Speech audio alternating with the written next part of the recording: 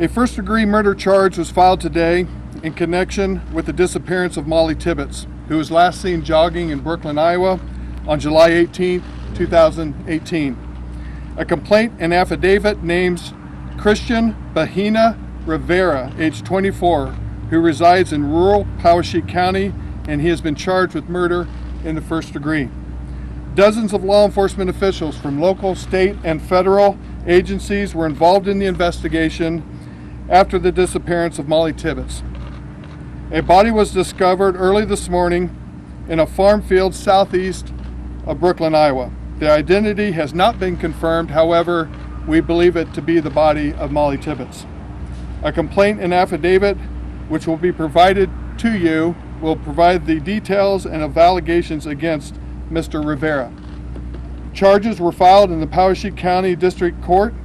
The case will be prosecuted by the Iowa Attorney General's Area Prosecution Division, and first-degree murder carries a penalty of life without the possibility of parole. And I'll be happy to answer as many questions as I can. Yes, sir. We have confirmed with Homeland Security investigations that he is an illegal alien, and we believe he has been in this area now for 4 to 7 years. Well, during the investigation, we reached out to the public, as you well know.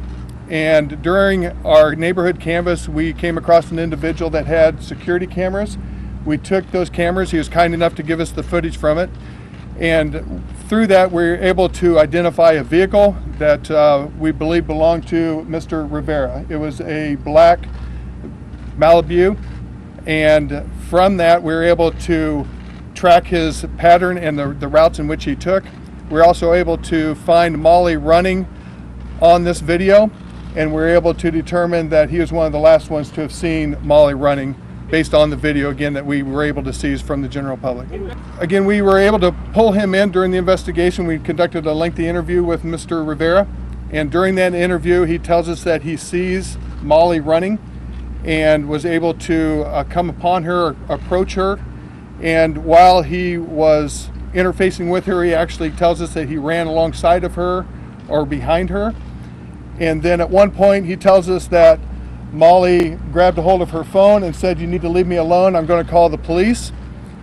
And then she took off running. He in turn chased her down.